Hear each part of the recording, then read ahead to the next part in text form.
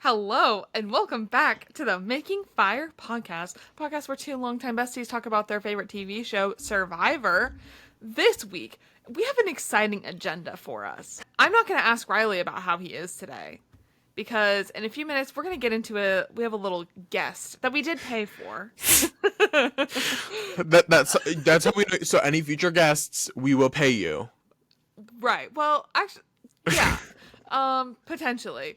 Specifically, we do have a cameo from someone who we did talk about last episode. Right. How we were interested in that. So we will be playing that video for you all, and we'll be doing a live react. Riley and I have not watched it.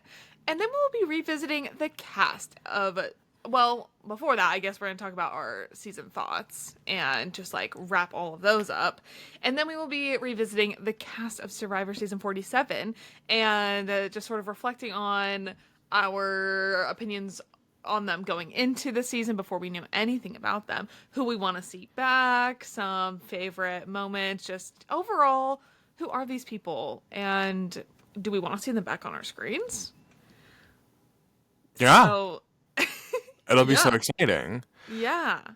You want to talk about our other agenda item? Of course, other agenda.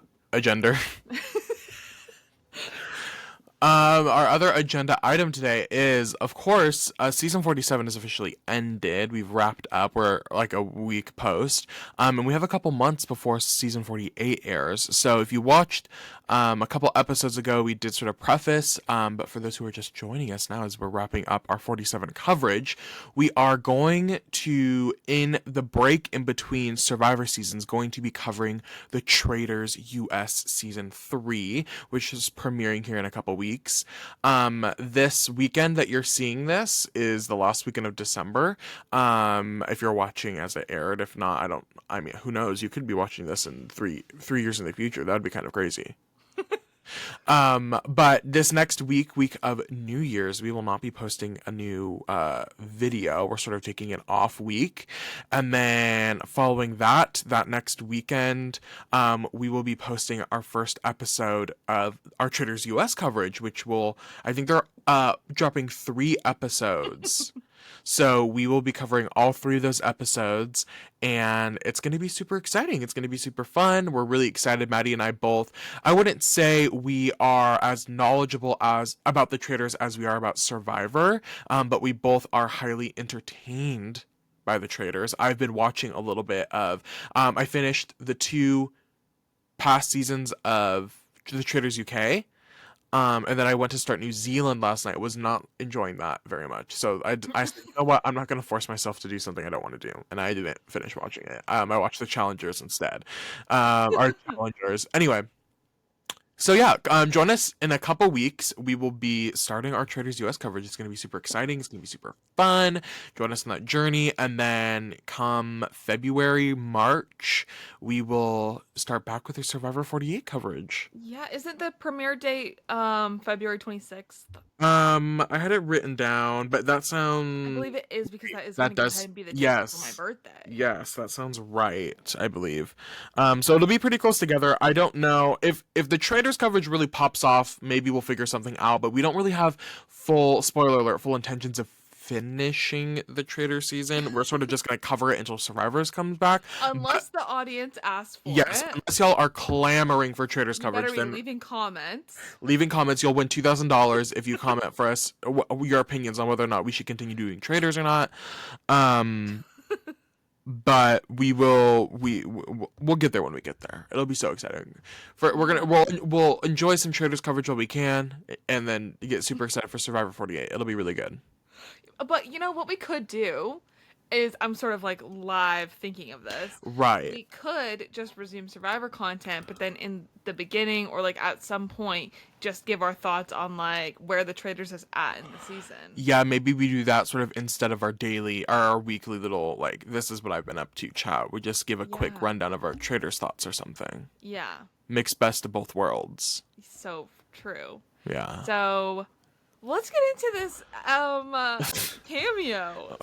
We're going to watch it, and then if my editing skills are up to par, we're going to overlay it So we will be doing live reactions. If you know me in real life, you know how hard it was for me to not watch this ahead of time. So true. Maddie hates sort of waiting for a thing like this. Right. But anyways, so let's go ahead Should we read the prompt that we gave him first? Yes, Riley, do you want to read that out? Yes. So the prompt that we spent probably 10 minutes post last episode. Again, if you watched last episode, this thought sort of came up during us recording, and then we went full in after the episode. So we came together with this prompt. Hi Sam, my friend and I are big Survivor fans and loved you this season. We've been curious about your food revelations on 47. Could you share out what you eat in a day breakdown, your go-to, favorite foods, and fave on the island? Smooches! We did make sure and include that, despite the Yes. character limit. Yes. It was really important for us to get the smooches in. Of course. Also, just I want to say, this is 4 minutes long, which is like kind of long for a game. So I'm really excited about what we're going to hear. Yes, I'm excited to hear from him. So let's start this. Do you want to count us down? Sure. Okay. Okay. 3, 2, 1. Hello, Maddie, Riley, it's Sam from Survivor 47. I love that you guys are big Survivor fans. Thank you for rooting for me as well and being big fans of mine. Now listen, you're asking the question that everybody wants to know. Okay. Everybody's got questions about Sam's food journey on Survivor. Why did I never have all these different fruits in my life? What is it that I actually eat in a day? Well, let me tell you. Number one, I want to make one thing abundantly clear. Maddie, Riley, I'm not this chicken nugget and fries adult, okay? I have a far more dynamic palate than simply carbs and chicken nuggets, all right?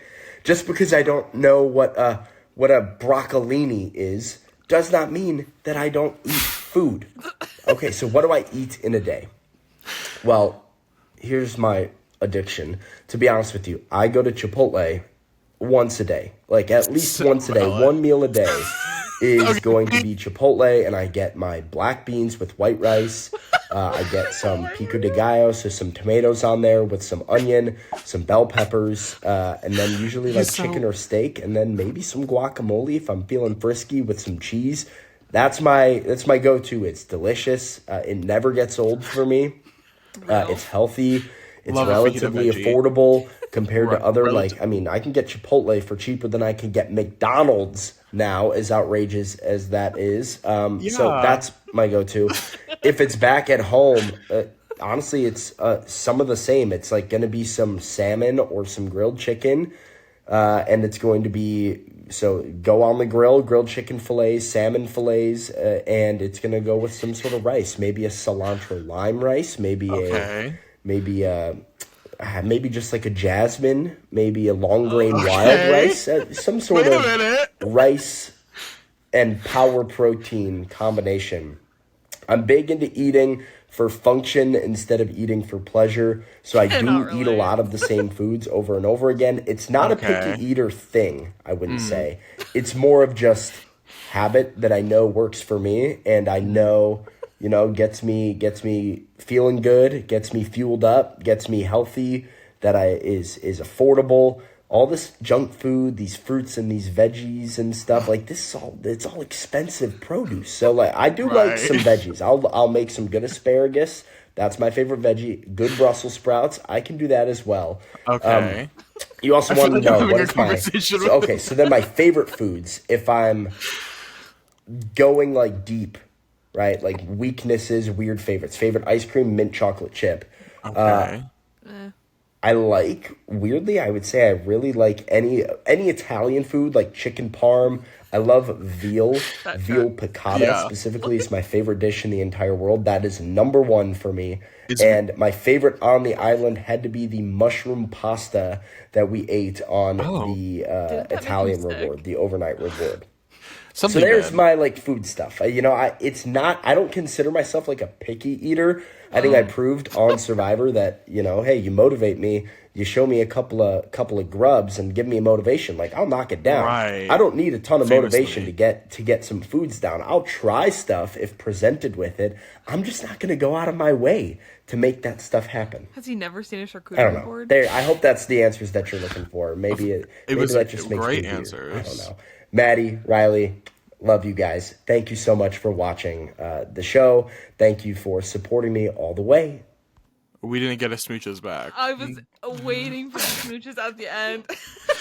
Um, Okay, I want to push back on it a little. Okay.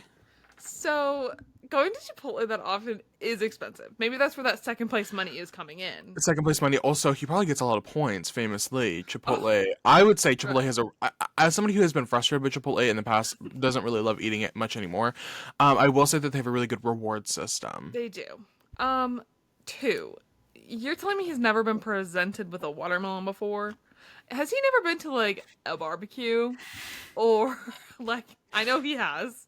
Has he never seen a fruit platter?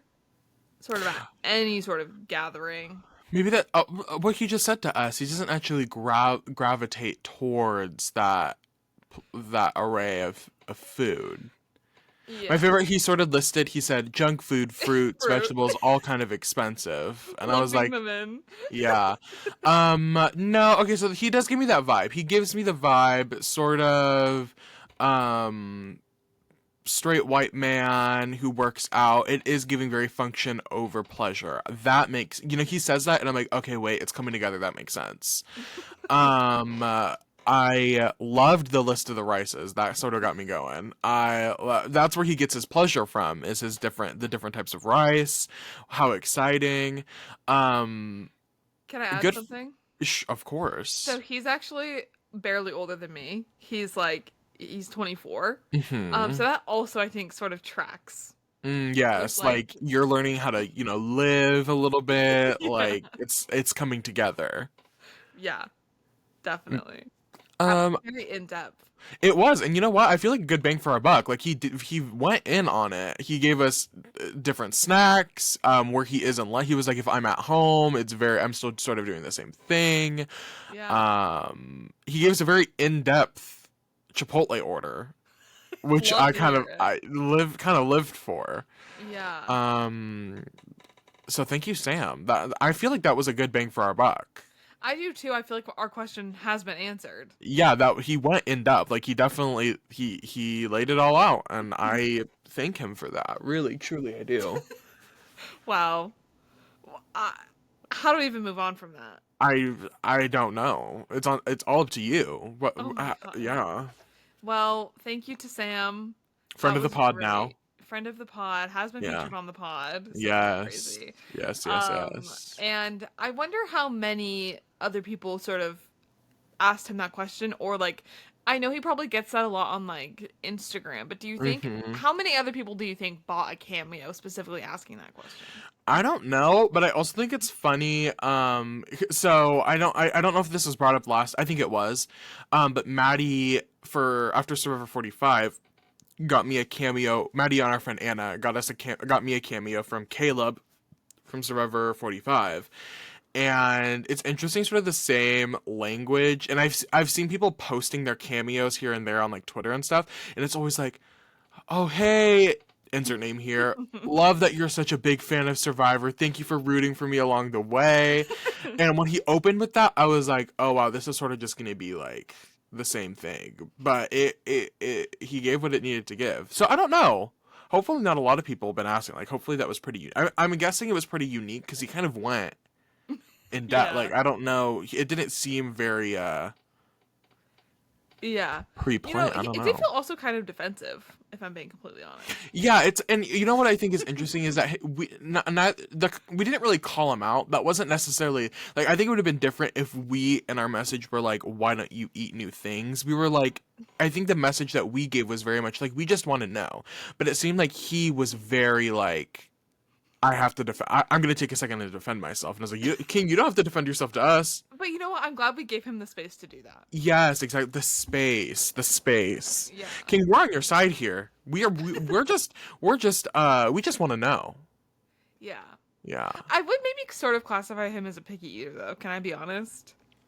Like, I know he's saying, like, sort of over and over again, I'm not a picky eater, but it was kind of giving picky eater vibes.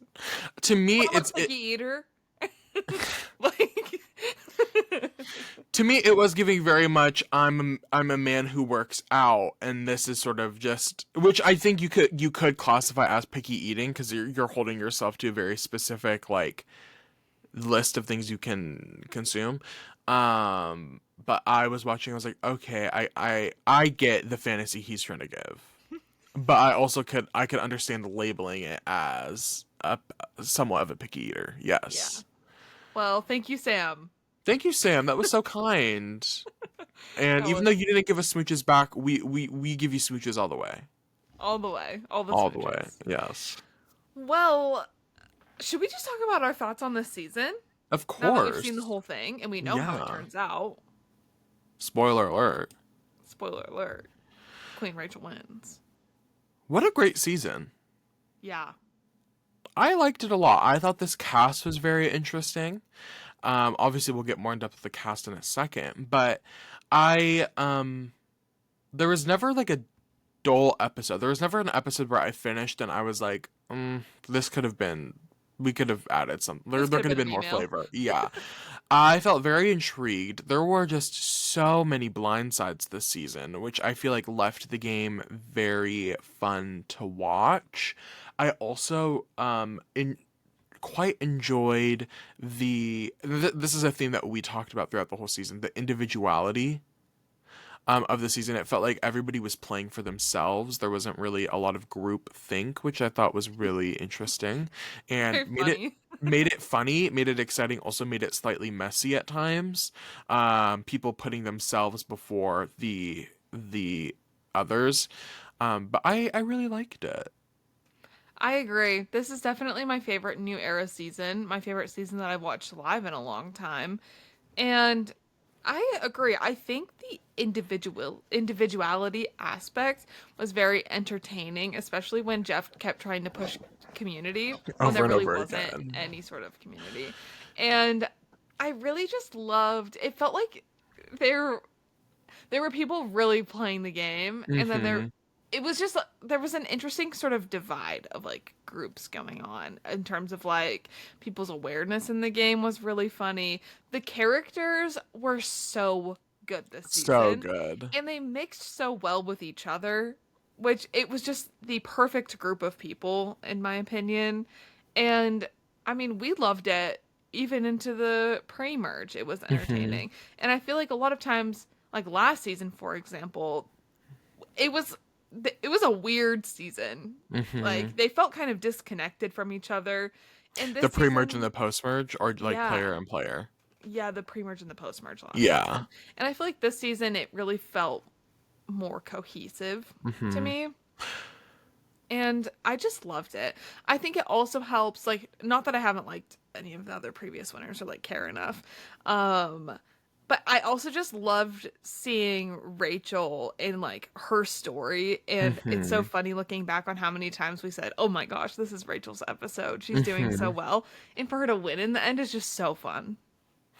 It was a great winner story, like throughout the whole season, and I think it sucks because we, as Survivor viewers and people who've watched, like very in depth the new era, we've sort of become accustomed early on to this, like the failure of showing women and their winning stories. Hmm. But I do think this season was Rachel's season. It was so clear from the basically from the beginning, from the pre-merge. It was so obvious that this person was going to be our winner, which made it hard at some points because we're like, can't like, is it ever this obvious, especially for a woman? But it was a really entertaining story. Hmm. I love that we had the auction this season. Hmm. Think that just it felt like more survivor-y than I think past New Era seasons. I think a lot of the game like strategy and social games and everything, it didn't feel as production-y as it has Hmm. past. Like obviously there's certain, they still include some of it. And honestly, maybe part of that is just us getting used to the new era and like more of that being just part of the game, but I Hmm. don't feel like it affected the game as much as it feels like it has in past seasons.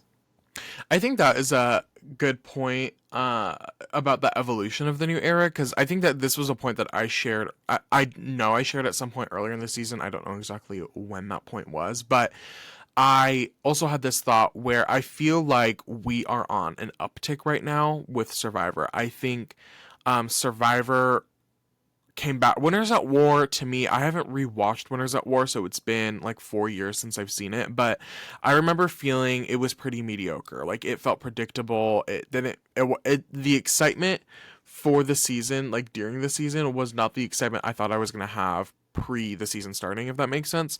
So I feel like since like Survivor 39, mid 30s, we've been kind of on like a decline in this terms of like not entertainment, but like all the aspects of Survivor felt like it was on the decline. And then I feel like it plateaued at 44. Hmm. And then at 44, 45, 46, 47, we're at a real sort of like, we're in our renaissance of Survivor. And I feel like part of that is us getting comfortable with the new era, like all of these rule changes, all of these different things that production is putting on, I think helps with that, because as this is coming our new normal, we're not consistently like tearing down the walls of Survivor in hopes of bringing tradition and like what we consider normal back. It's sort of like we're coming to understand it. So I think Survivor 47 has that to its advantage in that we as an audience are becoming more familiar with the new era. Um, but even in that sense, like there was so much freshness to the season. Like Hmm. even if upon like on top of us becoming familiar, like so much freshness in characters, freshness in ways to play the game, ideas about the game. It just felt very new and fun and exciting. Yeah, it Yeah. was so good. I need everyone to watch this season. I need more people in my life to get into Survivor because I mean, I love having this outlet to talk about it, but I'm like, we need to Hmm. get the masses going. No, of course. So, but I feel like it's on its way. And the excitement that I've been seeing online, For especially into the Survivor, finale for this, yes. yeah, for Survivor is just really nice to see. And yeah, I just love this silly little show. Me too. Yeah. Do you have any other thoughts? For the overarching season, no. I think it just gave what it needed to give. Yeah, it did. I do. There are things that I want back though. Specifically, I need Ponderosa videos back. Mm. Them sort of releasing like short little Ponderosa videos like after people get voted out, like them just saying hi or whatever, and seeing all these pictures from the cast now that the season is over from their Ponderosa time. I'm like, Hmm. get those vloggers in there, I get those know. cameras rolling. I would say you don't even need to make it as of a production as it was in the old school Survivor. Like honestly, just give everybody video cameras and have them do Days of My Life. Like have everybody just record their perspective, cut Yeah. down on the cost of having to have a camera crew and just make them record themselves and put the clips together and give us a 15-minute video, and like I would eat that up. And you know what I miss? When they would get voted out and then you would watch them walk away Yes, and sort of them right like away. Cameras were reacting on. to themselves in the mirror of like, oh my Yes. gosh, my face, my facial hair looks Getting crazy. weighed for the first time, picking out what Yes, they were gonna eat for the first eat. meal. Yes. Um, not to go back to Sam's diet, but I sort of did see a picture that Sam's first meal was steak and fries. I I did see that. And maybe this is our site. Maybe we'll rebuy Cameo after this, but I'd love to know sort of how his colon held up after that. Because I feel like one thing that survivors in the past have said is that don't eat meat, that much meat specifically, as soon as you get off a Survivor, because your body is just not going to be able to break that down. Like it's going to make you feel sick. Yeah. Yeah. So maybe we'll get another Cameo and sort of ask what that experience was like. Yeah, maybe. Um but yeah, I need to see more Ponderosa for sure. But overall, I'm very happy with the season. Also, we say this every episode, basically. Can we have better rewards? That is one thing Yeah. I really miss.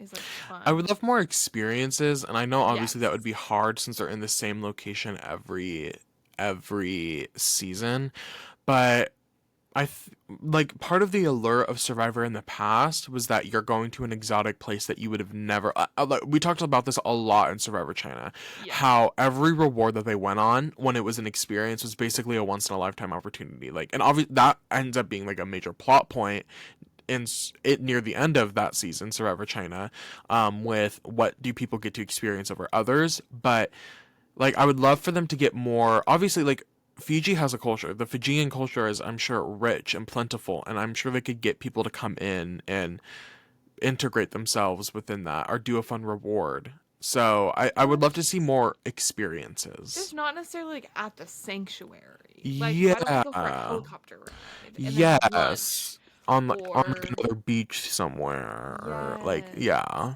And anyways, those are just some of my thoughts. Yeah. And I have to say it. Give Say me a it. live reunion Right. after the fact. We can have our little one Right. immediately after, but then cut to a live reunion. Cut to New somewhere. York, cut to LA. Yeah. To a live audience. Yeah. And then a year later. Anyways, Right. let's wrap that up. I digress. Let's get into this cast. Of course. Okay, we are going to be revisiting the Entertainment Weekly article that we read in the very beginning, and we'll just do player by player, little bit about just revisiting them and maybe how we felt going into it, and how they ended up being. So Slay. yeah. Well, we start with Teeny. Teeny. I feel like there's always people in the preseason or like in the first episode you just see these people and you're just like, I know Teeny is gonna be a character this season. I feel like this season it was like Teeny, Sue. You just knew these are people who are going to last a while. You can just get that energy. Like these are people that Survivor needs on their screen. You know what I mean? And I felt like Yeah. that vibe from the beginning from Teeny. I was like, this is a person, this character is going to be here for the long haul. I just knew it. Yeah. I think I want to say that I loved Teeny's original Courtney Yates shout out. And then I also said though that I didn't think that Teeny was going to give the same amount of crazy comments as Courtney, but I still think we got like fun. I think we did get some like We definitely got some. comments. We definitely got some wild moments from Teeny this season. Specifically, her blow up post family letters. That was giving very Courtney Yates. I feel like sort of in the way that she didn't hold back what she was saying. And I loved that. So thank you, Teeny. Teeny was such a fun person to have on my screen. Teeny is somebody I feel like could come back. Yeah. I don't know. So part of me is like, as a character, I would love to see Teeny on Survivor again. Specifically, once she's older. Yes. I think Teeny in her late 30s would give very different energy. Yes. I want this Teeny, but I want like, not that Teeny isn't confident, but I think I want a more confident in themselves Teeny. Yes, somebody who is understanding themselves internally a little bit more. Yes. Obviously, everybody's on their own journey, and it's okay that Teeny was on her journey out there on the island. Like, no fault for them there. But Yeah. I think a more fully realized version of themselves would be very fun on the island. Yeah. And just in general, Teeny, the best is yet to come. Yeah, right. yeah. Yeah. Teeny was my doppelganger of the season. That was Yes. it. Just do you feel like if I was on the island, I would have been Teeny? Yeah. Okay. Next we have Rome. What an interesting guy. Definitely a crazy character. This guy was wild in the pre-merge. It was kind of Rome's story in the pre-merge. We had a lot of him basically one of the most delusional people ever to play Survivor. His blind side was so clear to everybody that was watching. He was basically the only person that just wasn't aware of how not poorly he was playing, because I don't necessarily say he played a bad game. I just think he was overconfident Yeah. to the point it just rubbed people the wrong way. But what an interesting character. Yeah. I think had and I'm not too familiar with all of the Rome lore post season, but I feel had Rome not, did you know that he basically leaked the Yes. list, Of the boot order? the boot order. Yeah. I think had Rome not sort of had a crash out postseason, or I guess post his elimination, I feel like there would be a high chance we would have seen Rome again, just because what a wild character. Yeah. No, that boot order, if you haven't seen it, Rome was it on a podcast or just in an interview? I think it was just like an interview that he did And he with had somebody. to describe one word to describe each of the other players, and he sort of went in like reverse order basically, right? Of the boot list. And he only had like two people. He had like Caroline and like Gabe swapped, but it was exactly how it played out. So that's interesting. Yeah, I feel that he sort of burned that bridge there, unfortunately. But what a wild season. The Lavo tribe was crazy. His ability to we forget about the short-lived duo that was Genevieve and Rome. And his ability, the hate train that he had on Soul. Right. He had a lot of power, and I don't really know how that manifested, but it just ended up that he got all the cards on Lavo. Because there was a point where he had a couple advantages, Yes. and that's sort of what happened. Is like Teeny was between Asia and Rome, and Rome had all these advantages, and Teeny was like, I have to side with the people who have the advantages, and that sort of was Asia's downfall. So what a guy. He had a lot of power, but he just didn't use it correctly, I feel like. And he had a lasting impact in the game. That lightning tank top that he wore sort of did make it multiple more episodes on multiple different people. So shout out. Also, I didn't even know about the Rome like leaking the boot order thing until people were talking about it after. I guess I had like avoided all of that. I remember when it happened, I tried to just avoid all interviews with him because I remember seeing people talk about it. And then yes, after the finale, people were like, how accurate was this thing? And everybody else was like, it was pretty spot on. Like there wasn't a lot. It was interesting. I saw some people talking about it on Twitter maybe yesterday or the day before. People were saying, I wonder how much, because there was no way for Rome to know the boot order of the post-merge portion of the game. Right. A very interesting conversation happened. It was like, how much do the jurors and the final sort of the final tribal council people, all the post-merge people of the game share with the pre-mergers or the pre-jury people?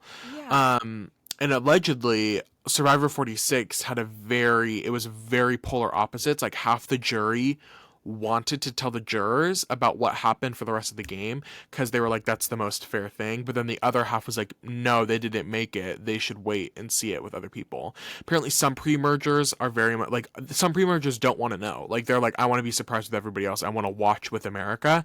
And then you have people like Rome who can't wait to sort of tell. Spill those beans. Well, Yeah, shout out Rome. shout out Rome. Next we have Annika. And Annika, I don't really know a whole lot about her, but she has been very active in this postseason, especially on social media. She appears to be very close with most of the cast. Yeah. Which, shout out to her, because I feel like we've been getting a lot of the behind the scenes content From her perspective. I agree. I really appreciate her in that regard. I really don't think like I know her blind side was kind of crazy. Mm-hmm. But other than that, I don't really feel like I know a ton about her.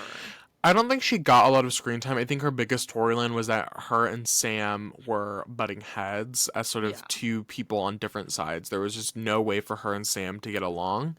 Um, and she was sort of leading this all girls thing on the Gata tribe that never really panned out because Sierra picked obviously Sam and Andy over Rachel and Annika.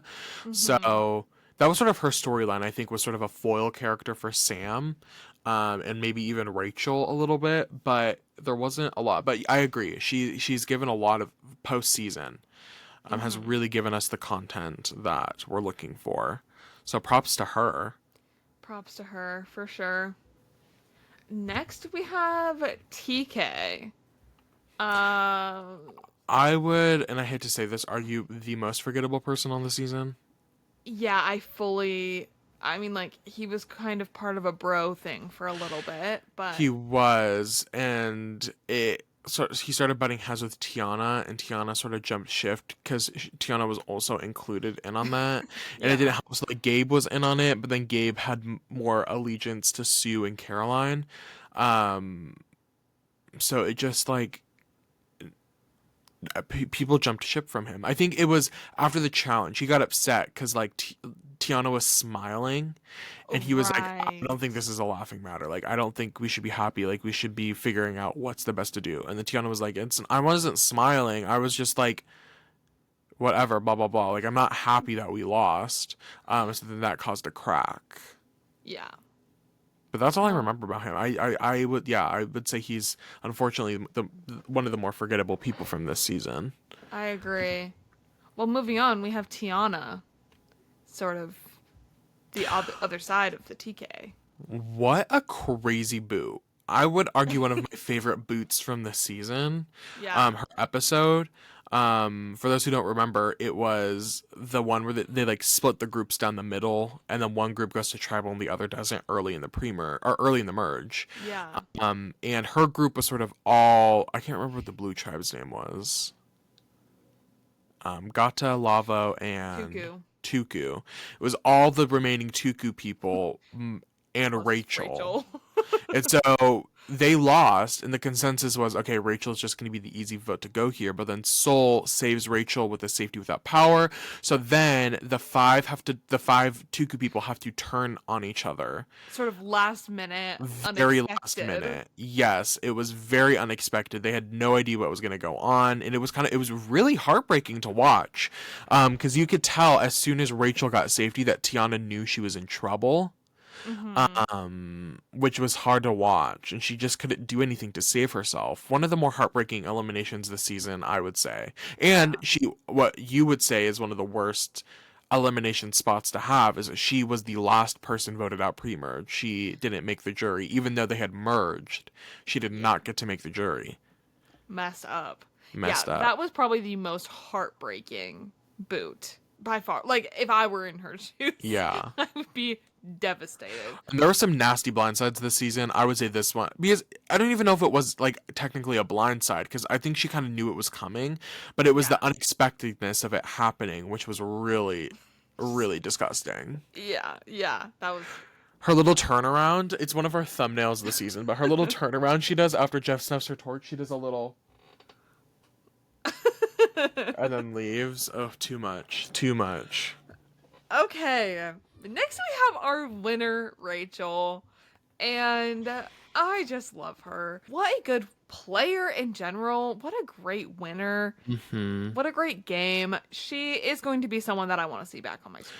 I would love to see Rachel again. Like we said, this was her season. The story was so juicy. She goes from episode like the conversation was always surrounding her. Rachel's name was always in people's mouth. She goes from like somebody that everybody wants to work with to being at the bottom of her original tribe to having to claw her way back up to a powerful underdog alliance, and she 4 immunity wins. She gets idols, she gets advantages. She pulls out the win at the end, a 7-1 win. Like all of this, and she was an alternate the season before. Like who knew who like how close we were to never getting Rachel on our screens ever. Rachel, the potential was crazy. You know what? In her interview, she read herself perfectly. Here, I'll just take a quote. The question is, why will you be the sole survivor? And she says, I make friends fast and tend to gain people's trust quickly. And she's sort of Goldilocks. She's not too weak, but not too physical. And I would say that she was obviously physically well, like strong, but Yeah. she also says smart, but not the smartest in the room. And then this part, I'm socially well off, but never the leader or the figurehead. I'll ride the middle to victory. She really did that well. I She mean, did. she, despite being the person to get out, managed to put herself into the majority underdogs alliance. Yeah. And I love that for her. What a great winner. I hope, there's some people discrediting her game in the sense of there was a lot of luck involved, but I just like luck is a part of the game. Yeah. And I feel like she's a high ranking winner. I Yeah. truly do. What a great game. I loved Rachel, and I would love to see her back on Survivor.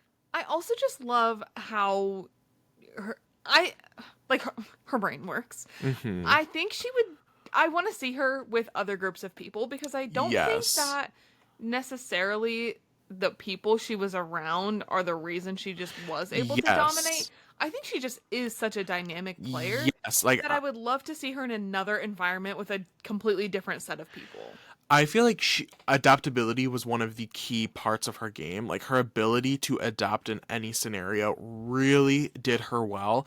And I agree with you that there are some winners who like, don't attack me. Boston Rob's winning season, I would argue he won because of the people he was playing with. There are multiple winners, even people who are considered some high-ranking winners, I would say won because of the people they were playing with. I truly do feel like Rachel could have success in any season she is put on. You Yeah. put her like in a newbie season. Any of these newbie seasons, you could have put her into the cast and she would have adapted and done well. I agree with you. I think that is such a positive about her game. I was gonna say something else. I can't remember. Oh, I would love to see Rachel on like a Rivals All Star season. The challenge does this where they'll do Rivals. I think that's their next All Star season is Rivals themed. But I love the idea of a Rivals Survivor season and her and Genevieve on the same season as Rivals would be so juicy. I need that. I need I that. need a Survivor Rivals and I need her and Genevieve on together. Yes. So good. Me too. Well, we're going to sort of jump from the winner to sort of the first boot next. And that would be John Lovett. John going into the season had just so much hype around him. I was excited to see him on my screen. No matter how brief it might have been. Him also being a podcaster, sort of commenter, Survivor fan. He was unfortunately the first boot, which I think a lot of people were not expecting because he was sort of pitched, at least in the commercials and promos, for the season to be sort of a narrator. We did in a lot of the promotional videos. John was featured, and it seemed like it was going to be John was going to be our storyteller of the season. Even the first episode, like the turn for those who don't remember, Andy basically has for who could forget, Andy has a huge crash out, and it seemed like it was just going to be on Andy, but Andy was sort of able to turn around onto John, even though he fully it was weird, like he admitted at that challenge, he was like, I was about to go back to camp and throw John under the bus, and then he does it anyway, and they are all like, yeah. And I think John just like John wasn't ready to flip on Andy, and I think that's what threw people off. There was a lot of stuff going on that episode, but I think John had a very good one episode arc. It was nice. You know, they really milked that content. Oh, they did. That little content they had with him, they ran with it. Which is understandable. I mean, he was arguably the biggest name. It's very rare Survivor has a big name like this going into the season. And they did what they needed to do. I wonder what sort of the lineup on this as well. I don't know if this is something we talked about, but what is sort of the relationship that this was an election year? Oh, yeah. And them casting John Lovett. Yeah. I wonder if there was sort of a correlation by CBS to sort of do that. Who knows? Who knows? Get us in there in that room with the CBS Survivor execs. I want to have a chat. Anyways, next, we move on to Genevieve.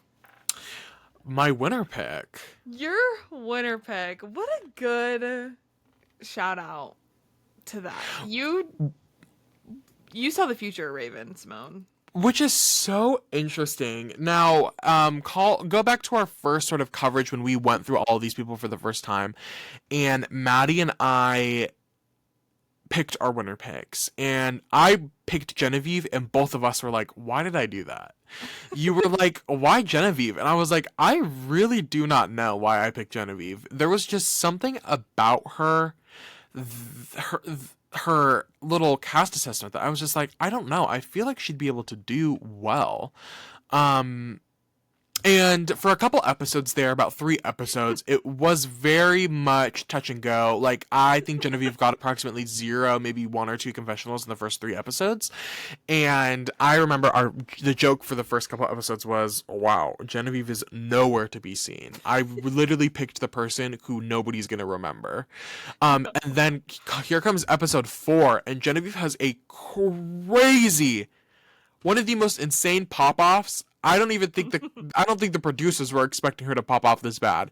One of the craziest pop-offs we've ever seen. Out of nowhere, Genevieve becomes this strategic mastermind. And it's like, why is Keyshawn throwing my name out? That doesn't make sense with my fantasy. I'm gonna get him out. And fully flips the flips the Lavo tribe, and like becomes one of the queens of the season. She's in everyone's ear all the time. Like,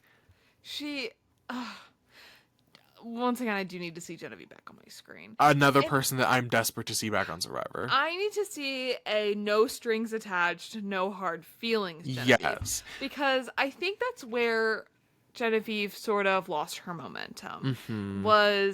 She was feeling, once again, my winner pick, Keyshawn, which we'll get to. Yeah. That sort of did that lived rent free in her head, the betrayal of Keyshawn. And also, I think, like, Teeny constantly being like, you betrayed me. You're a bad person. You are a bad person. I think that also might have gotten to Genevieve a little bit, which understandable. But I think I just need a, like, I'm not here to make friends type of energy where, like, she can still be friendly, but I think she needs to just, like, have a reset in her mind of, like, you know what, it's okay. I think that on a second run, it would probably be better and more smoother for her because she could go in and know that. Yeah. I think come a second time, you can come in with the mindset that you are going to be cutthroat and you're going to have to just do that the whole way through. She's good at it. She is so good at it. This is the ice queen. I don't think we've had somebody this icy, like a woman this icy, since maybe Kim. Like, her in those blazers. She is so emotionally complex. I was like, she as a character is so fun to watch on TV. A reality TV character. I was like, I'm so engaged with Genevieve's story. Another heartbreaking thing for me this season was her reading her letter from her husband or her fiance, and her fiance was like, I'm sure you're making so many friends out there, like so many great memories. She literally was like, I have 0 friends out here, and I chose to have 0 friends out here. Like, who does that? Who chooses to have 0 friends on Survivor? So good, so emotionally complex, such a great strategic mind. I would argue she's great socially too. She won an immunity. Like, this is a very well-rounded player that I feel like, you're right, if she came into the season with better footing, it would do her better. Yeah, I think all of this is a strength that just, like, you can't let it affect you, which obviously that's easier said than done. We have not played, and I don't know what it feels like to betray your allies, but she is so good at making friends, and she is so good at putting the pieces where they need to be and getting people out and being that cutthroat person when the time is right. And she is incredible. I want to see her back. You're so right. I need her and Rachel back on a season On a together. rival season would be Yes. so juicy. There are so many. There's other examples of rivals like this, Mm-hmm. like throughout, especially the new era. Mm-hmm. Like Get come Shannon on. Ricard on there. That was my immediate second thought. Like, I would love to see Marianne and Jonathan. Yeah. Even Omar and Marianne. Like, I know they're not rivals, but like that would be so fun together. There's so many new era rivals. It'd be So really juicy. Oh my god, Carolyn and Jam Jam would be so funny. Kyle and Sue. Ooh, too good, too good, too good. Well, Genevieve, shout out. You're welcome on the pod anytime. We love you. Mm-hmm. Next, we have Gabe. I was going to say we went from someone that the internet sort of loves to someone that the internet hates. Like, the Gabe hatred online, I don't get. I also don't get, and again, this is something that Maddie and I have discussed earlier throughout the season. I've not been very active in my online presence of Survivor as I have been in past communities or past years, and so I didn't really understand where this Gabe hate was coming from. I didn't mind him on the season. He wasn't one of my favorites, but I didn't leave his vote off episode being like, oh my god, he is insufferable. I despise this No. man. Like, he's just a weird dude. He's And just a that's guy. fine. He's just a guy that has interests, and like Yeah. he has an ego. And I don't mean weird in a bad way. Like, he's no. just got his quirks. Yeah, he has his quirks. He has an ego. He's a little cocky sometimes, but I'm like, we sorry to say it, we praise white men all the time. I was gonna say, like, what is he doing differently than We praise white men all anyone the time. else? I would, yeah, I don't know. Like, I don't think he deserves the hate that he gets. I don't know, maybe he did something bad off the season. I know That he we like, don't know about. yeah, so if we're not bringing it up, we don't know about it. That's all I'm saying. But he seems like a cool guy. He seemed really excited to play, which I really liked. He had a great energy for, like, he wanted to win so bad, which I love. Somebody who just wants to win the game, I think Yeah. is so juicy. I think his ego ultimately gets in his way a little bit, but I was like, he was very desperate for a win, which I vibe with. I was like, okay, be power hungry. Do what you need to do.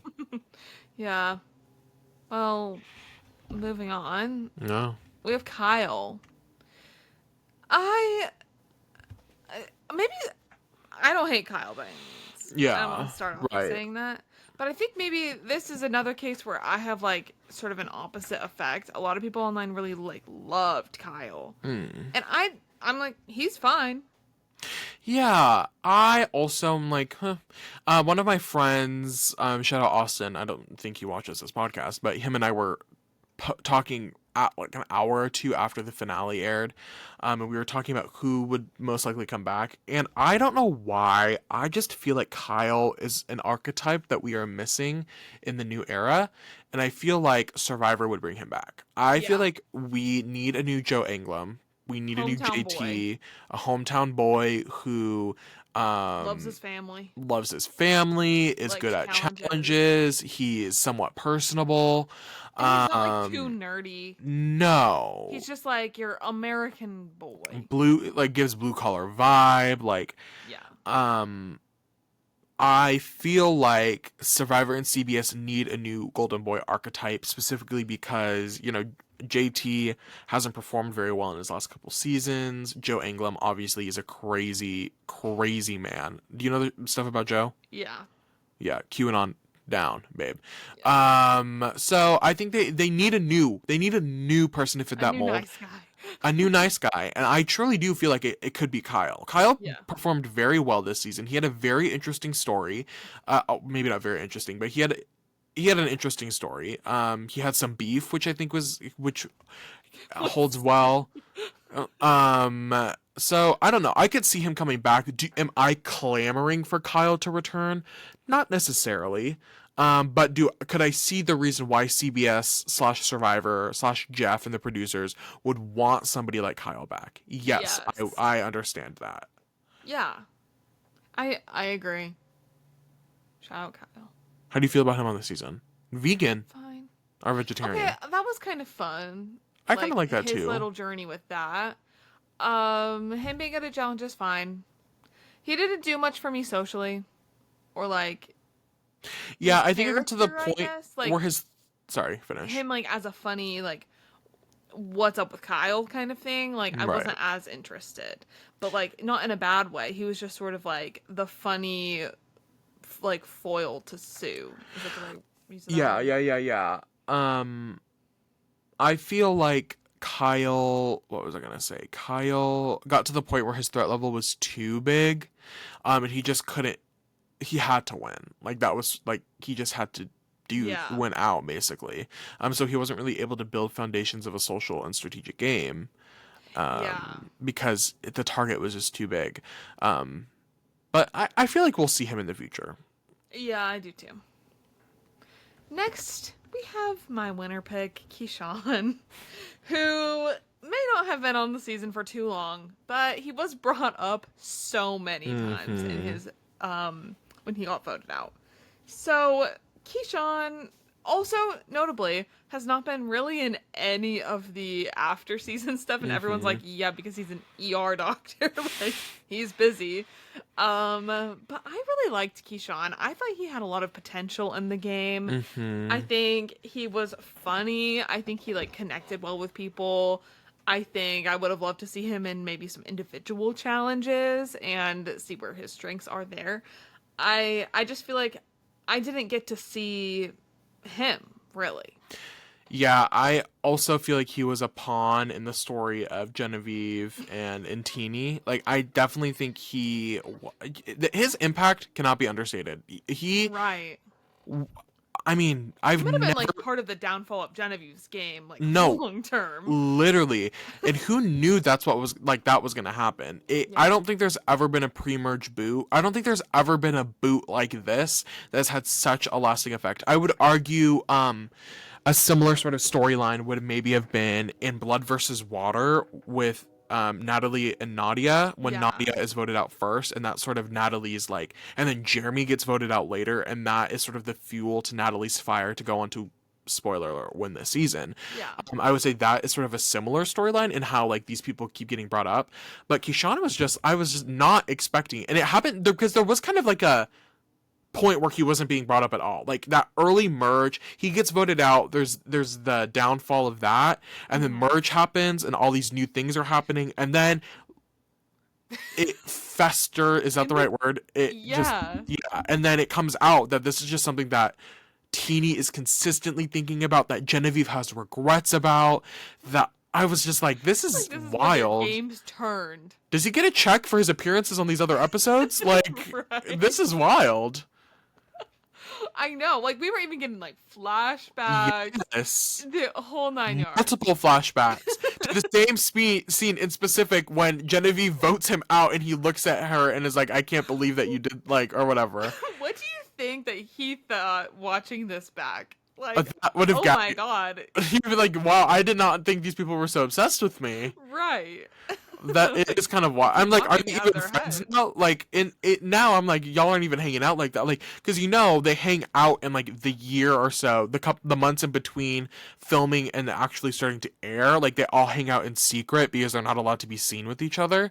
Mhm. Um, and I'm like, I haven't seen any photos of people hanging out with Keyshawn. No, I think he attended one, I think maybe his boot episode or something, like some Mm. sort of watch party. But no, he hasn't been photographed in any of the other stuff. So, hope he's doing well. Miss Me you, too. Keyshawn. Thinking about you always, just as everyone else is. Mm. But next we have Sam, who we've already Friend talked of about the a little pod. bit.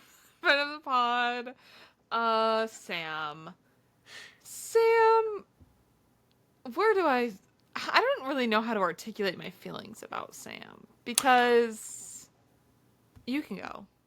I think Sam is somebody who played a very interesting game. I love a mid-season downfall. I love somebody who starts off strong and falters, not to really any fault of his own. It just happened that the perception of him and Sierra was that they were a duo and needed to be separated. Yeah. But his comeback from that was so interesting. I liked Sam. I never really did not like Sam. I feel like this is also somebody that I would be interested in seeing come back. Yeah. I would have been obviously Rachel winning was the best case scenario. Like that was the story of the season. If it didn't happen, there would have been some problems. Going into the finale though, I'd been like, if Sam were to win, Mhm. I wouldn't be. It wouldn't seem crazy to me. Like I wouldn't have been like, how the hell did this happen? I would have been like, okay, like sure, valid. I see it.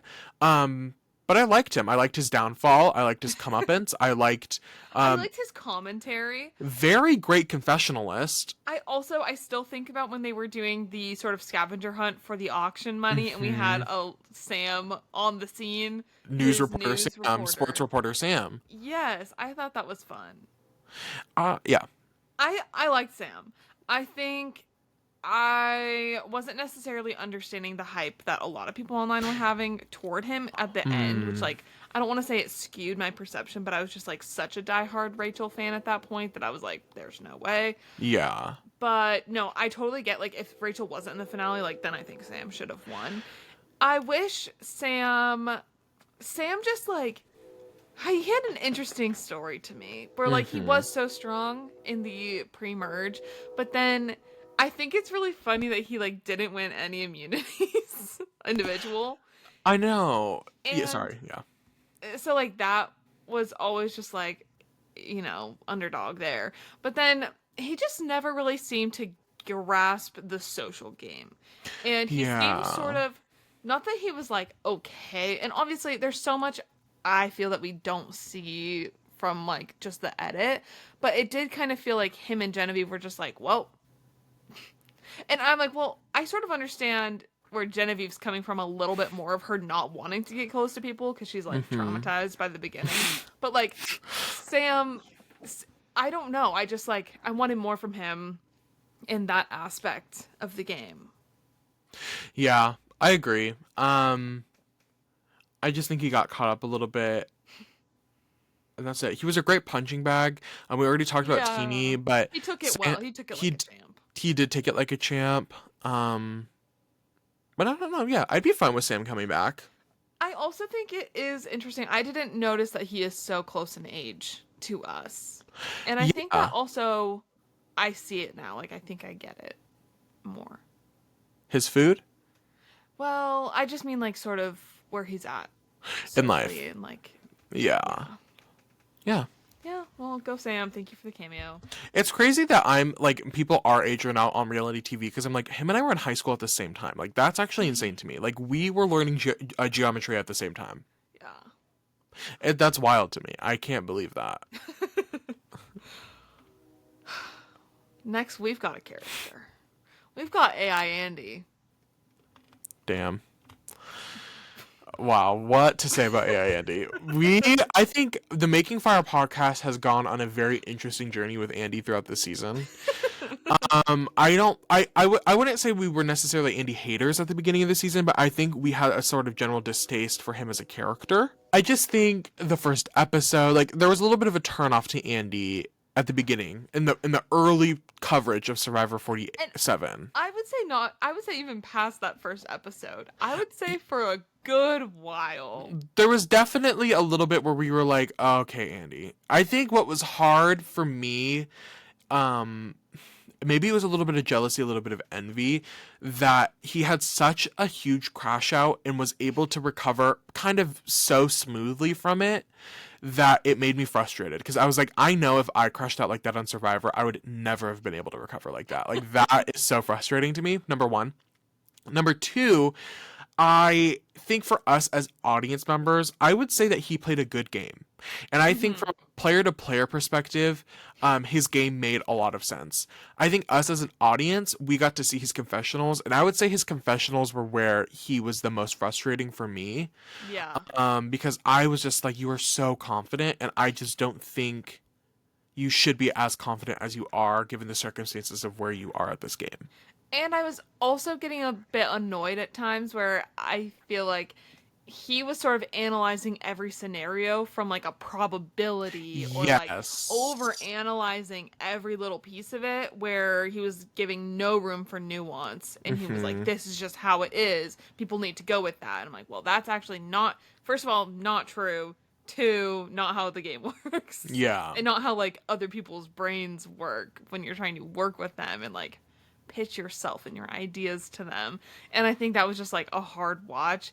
And then I just like go back to making fun of him in the AI stuff, because like I want to say it came up a lot, like him in these like the mathematical stuff, Yeah. and like how he just viewed every situation. It like kept coming back to like he is an AI robot, but he is an AI robot that has a heart. I will say, and I grew to love Andy. I thought he was. Yeah. I really liked him. By the end of the season, I was just like, we needed you on this season. Like, I'm glad that you didn't get voted out that first week, because the way, obviously, Operation Italy was insane that he was able to pull that together. Um, In I the just, I, mess, the messiness that he would cause, yes. and that would result from his actions for What a everyone great else. flipper.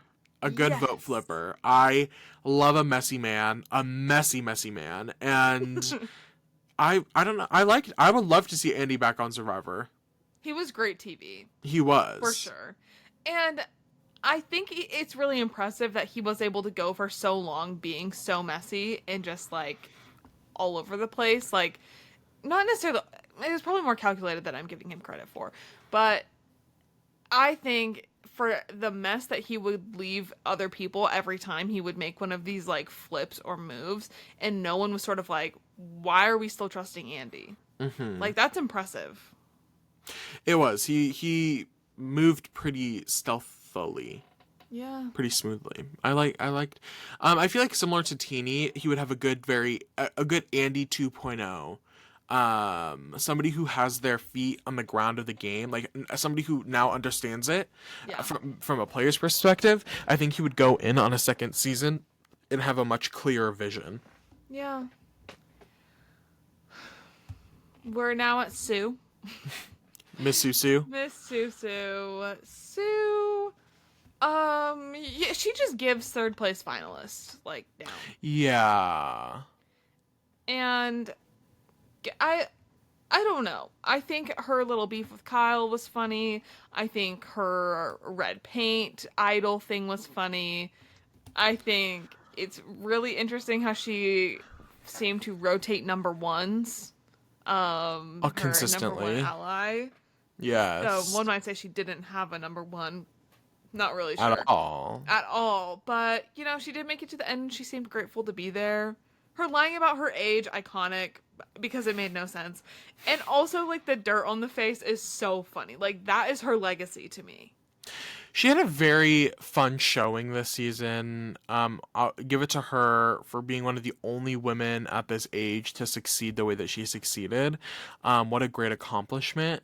Very engaging character. Did not add much socially or strategically to the season at all. But fun person to watch every week to see what Sue is up to. Like, Yeah. what is she doing today out in Fiji? I don't know if I'm clamoring to see Sue back. I think that this sort of was a good. It was good. It was good to see her. Journey. Yeah. I don't know if she has anything more to give, but again, nothing negative to say about her. I was just like, what a fun. Her dress that she's wearing in this promo is so cute. Mm-hmm. Love a Loved. power stance. Love a power stance. That's sort of. I feel like that stance is the perfect. Like that is a That is perfect. Sue. It is Sue down. Love to get to know her. It was good to have her presence of the season. I feel she added some good flavor. She did. Our loyal queen. Loyal queen. And you know what? That got her somewhere. True. Speaking of Sue and loyalty, I guess, we have Caroline next.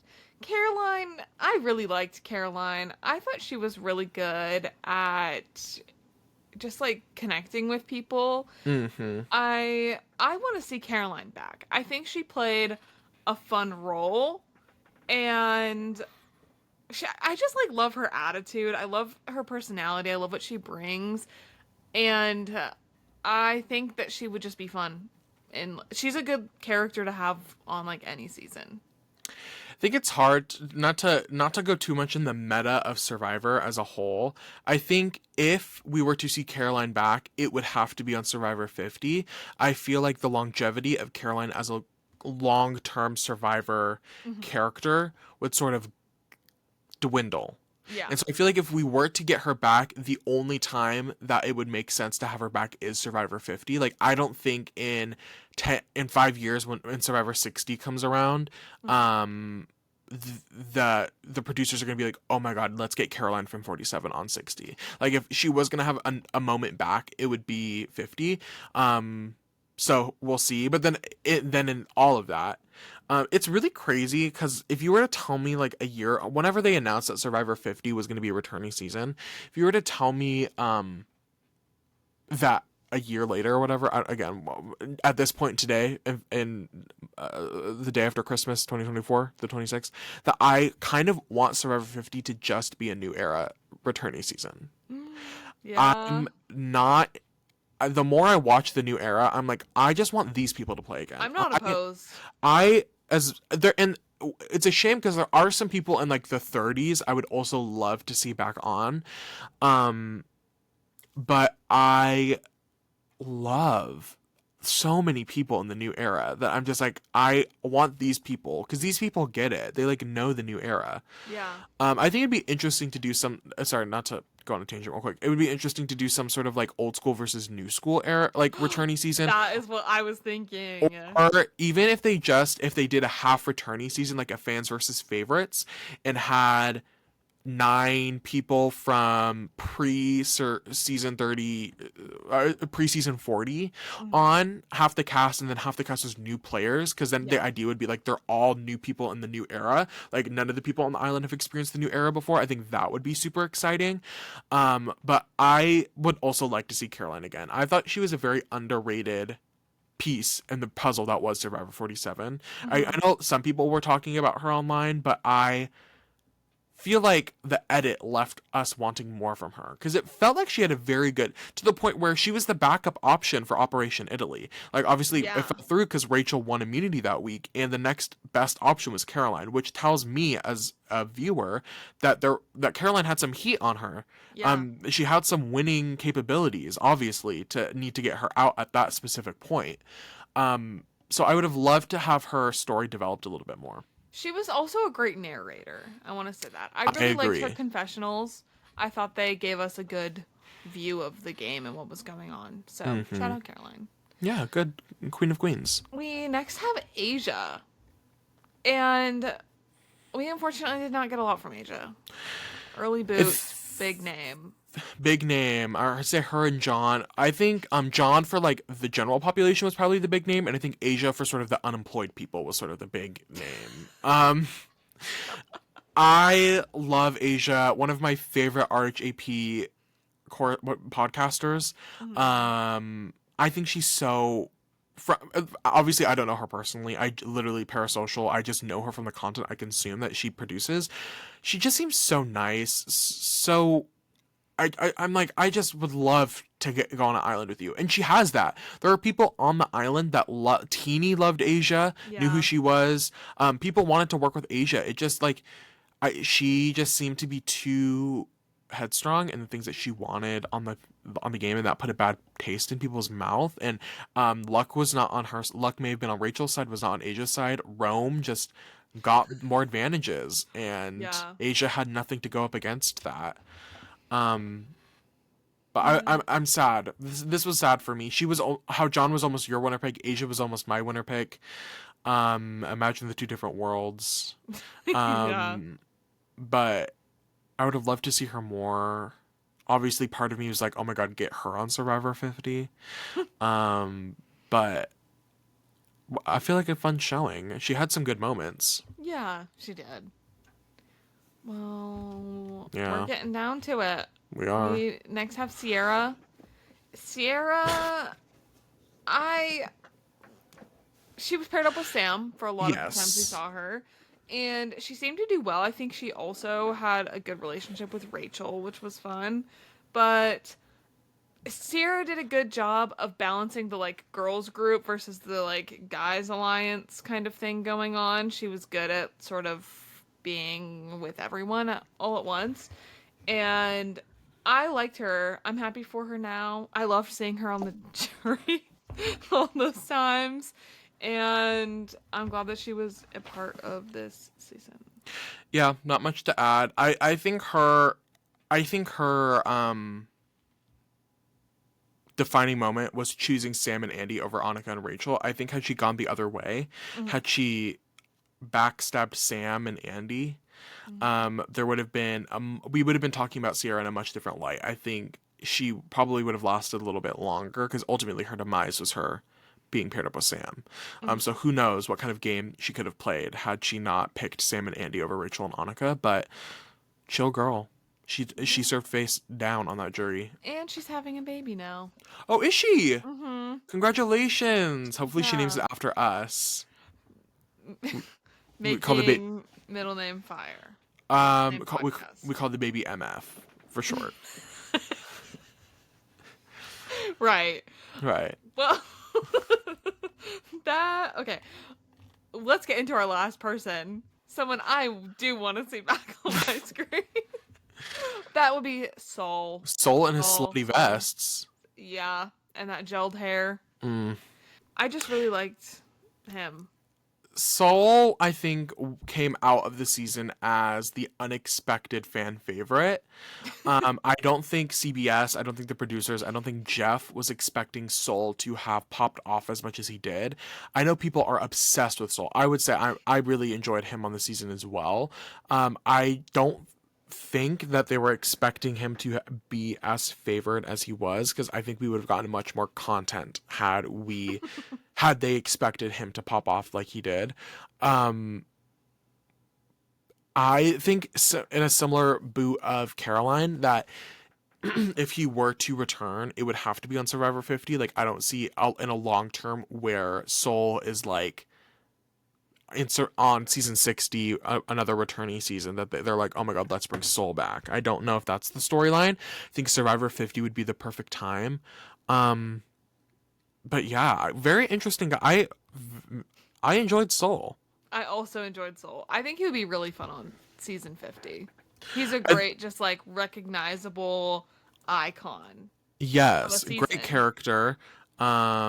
He's so chill, but also like he very clearly cares about what he's doing, but he also, part of him is just like IDGAF. He's also just so good at IDGAF. pretending to be aloof. Yes, and I loved that storyline for him this season. I was like, oh, loved- what a I fun little loved when narrative. he gave Rachel that advantage, and then him like acting like he didn't know what was going on. Yeah. Acting, performance of the lifetime. Yeah. And that wraps up this cast. What a great cast. Yeah, they really were. Great season of Survivor. I know we already said that, but Jeff said that there is going to be one person for sure from Survivor 47 that is on Survivor 50. Yeah. One person is for sure getting the invite, and there will be one representative from at least one representative from 47 on 50. Who do you think that person's going to be?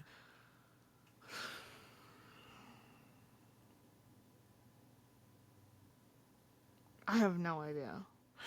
I thought, and so this is what my friend Austin and I were talking about. He asked me that. He was like, who do you think the one person's going to be? And I said, I think it's going to be Kyle.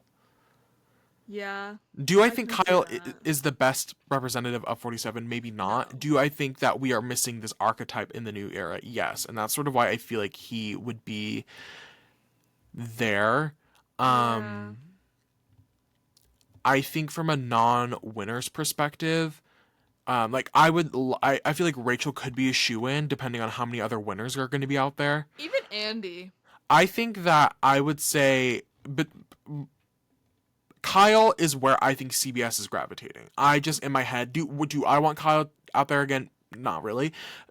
But if it was, I feel like it'd be someone between Andy, Sam, and Genevieve would be who I'm thinking would take a Survivor 50 spot.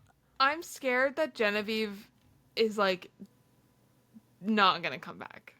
She did say that she would not turn it down. She didn't say that it's a hard no. Like Emily Flippin from 46 or 45. Emily was like, I have no interest in coming back again. Like one time was enough. Like that fulfilled my dream. Genevieve did not have that energy. I think obviously it would be hard thinking about like this experience, but she didn't say no. She was like, it's not an automatic no for me. I love that. Well, I'm gonna hope it's Genevieve then. I'll hope it's Genevieve too. I would love to see her 2.0 era. I also think Soul would do it. I do too. I think most of the people on this cast would come back given the opportunity. I just don't think it's a weird time. Like again, not to get too meta, it's just weird timing. Like 47 is weird. Usually, okay, I did learn. RHAP did a fun little recap of. I'm not going to go to anyway. The stats show that there is a lot of recency bias when it comes to casting All-Star season. A lot of the times, the 3 or so seasons before the All-Star season is they usually make up like half the cast. That makes sense. So 47, 48, and 49 are probably going to have quite a few people on, but Jeff was like, at least one person will be on for sure. So I'm sure there will be a couple representatives from 47. But I would love Genevieve to be the one. Me too. Well, thank you for watching this episode. Thank you for watching this season along with us. We have had such a great time. Obviously, we love this show. And we are so excited for the future. For Traders and for Survivor Season 48. I was talking about Survivor at work the other day, and someone was like, I'm sorry, did you just say Season 47 just ended? Love And when I was people say that. Yeah, I did just say that. And guess what? It's still going. So now's the time to hop on the Survivor train. So we'll see you next time. See you next time, Divas. Be sure to like and subscribe and follow us on Instagram, Twitter, and TikTok at Making Fire Pod. And we'll catch you later. Bye, Divas. Bye. Smooches. Smooches. I can't wait